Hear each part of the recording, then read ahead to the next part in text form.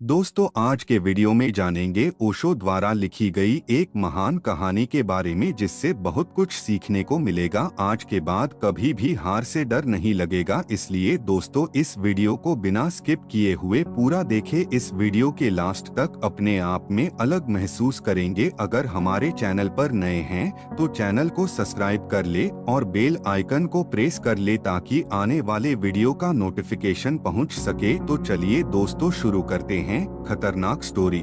लड़ो मत जागो। बुद्ध एक सांझ बोल रहे थे। सम्राट सुनने आया था। सामने ही बैठा था और अपना पैर का अंगूठा हिला रहा था। बुद्ध ने बीच में ही बोलना बंद कर दिया और उस सम्राट के अंगूठे की तरफ गौर से देखने लगे। सम्राट सकुचाया, घबराया, बेचैन हुआ। और भी लोग देखने लगे कि बात क्या है। बुद्ध के देखने को देखकर सम्राट ने जल्दी से अपना अंगूठा, जो अब तक हिल रहा था, उसे रोक लिया। बुद्ध ने फिर बोलना शुरू कर दिया। थोड़ी देर बाद फिर सम्राट का अंगूठा हिलने लगा। कुछ लोग ऐसे होते हैं, न कुर्सी पर बैठे रहेंगे, टांगे ही हिलाते रहेंगे, यहाँ वहाँ खुजाते रहेंगे, कुछ न कुछ करते रहेंगे, होश ही नहीं क्या कर रहे हैं। बुद्ध ने फिर बोलना बंद कर दिया। सम्राट को बेचैनी होने लगी। उसका वजीर भी पास बैठा है, उसकी रानी भी पास बैठी है। उनको भी लगा कि यह तो बड़ी भद्द की बात है। सम्राट ने कहा, आप बोलना बंद क्यों कर देते हैं और मेरे अंगूठे की तरफ क्यों देखने लगते हैं? बुद्ध ने कहा, मैं इसलिए देखता हूँ अंगूठे की तरफ कि क्यों तेरा अंगूठा हिल रहा है। तू मुझे उत्तर दे दे। सम्राट ने कहा कि मुझे होश ही कहाँ। जब आप रुकते हो, मेरे अंगूठे की तरफ देखते हो, तब मुझे ख्याल आता है कि अंगूठा हिल रहा है। तब मैं तत्क्षण रोक लेता हूँ, फिर भूल जाता हूँ, फिर अंगूठा हिलने लगता है। तो बुद्ध ने कहा, यह अंगूठा तेरा है या किसी और का है? तेरा अंगूठा हिले और तुझे पता न चले, तब तो फिर किसी दिन तू किसी की गर्दन भी काट सकता है, क्योंकि तेरा हाथ है और तुझे पता न चले।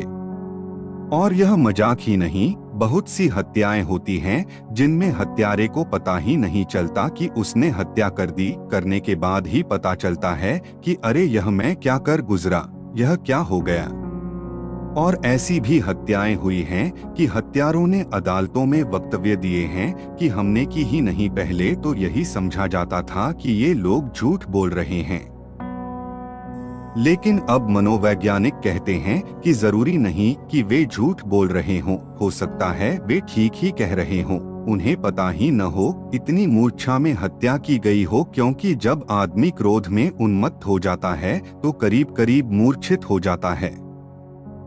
क्रोध की गहनावस्था में तुम्हारे शरीर में ऐसी ग्रंथियां हैं जिनसे जहर तुम्हारे खून में दौड़ जाता है और उस जहर के कारण एक मूर्छा छा जाती है। उस मूर्छा की स्थिति में कोई हत्या भी कर सकता है, आत्महत्या भी कर सकता है, और यूं ही तुम जी रहे हो यंत्रवत। पहले शरीर के प्रति सजग होना शुरू करो।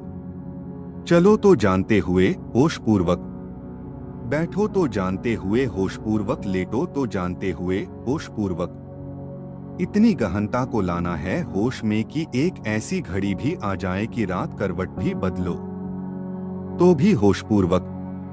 और अंततः सोए रहो तब भी तुम्हें यह होश रहे कि शरीर सोया है, मैं जागा हूँ। जिस दिन यह घटना घट जाती है उस दिन एक पड़ाव पूरा हुआ, 1/3 यात्रा पूरी हो गई। फिर दूसरा प्रयोग मन पर करना है। फिर मन के विचार, कामनाएं, इच्छाएं, ऐशनाएं, स्मृतियां, कल्पनाएं, सपने, इनको देखना है।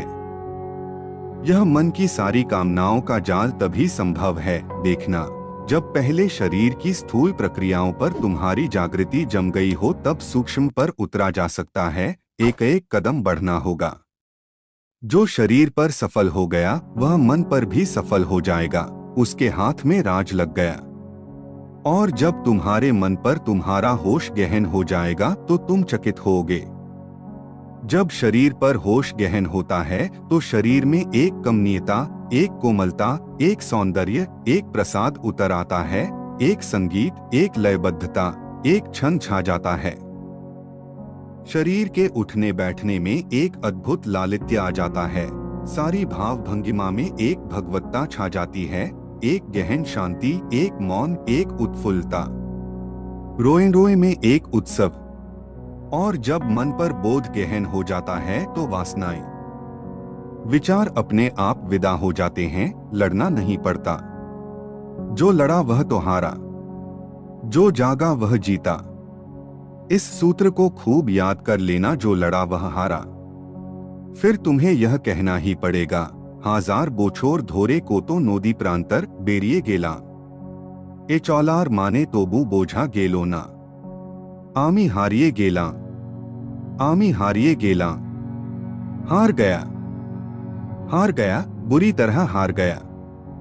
हजारों वर्षों की यात्रा में कितनी नदियां, कितने वन प्रांतर पार किए, फिर भी चलने का अर्थ पता न लगा। हार गया, बुरी तरह हार गया। पराजय तुम्हारी गलत प्रक्रिया का परिणाम है। जो मन को जाग कर देखेगा उसका मन विदा हो जाता है। तुम जागे कि मन गया। जिस मात्रा में जागे उस मात्रा में मन गया। तुम अगर 10% जागे हो तो 90% मन होगा। तुम अगर 90% जाग गए तो 10% मन होगा। और तुम अगर 99% जाग गए तो 1% मन होगा। और तुम अगर 100% जाग गए तो मन 0% हो जाएगा। और तब एक अपूर्व घटना घटती है। जैसे शरीर में एक प्रसाद छा जाता है, वैसे ही मन में एक अपूर्व आह्लाद, अकारण आनंद, कोई कारण नहीं, कोई वजह नहीं, कोई हेतु नहीं, कोई लक्ष्य नहीं, बस अकारण झरने फूटने लगते हैं, आनंद की रसधार बहने लगती है।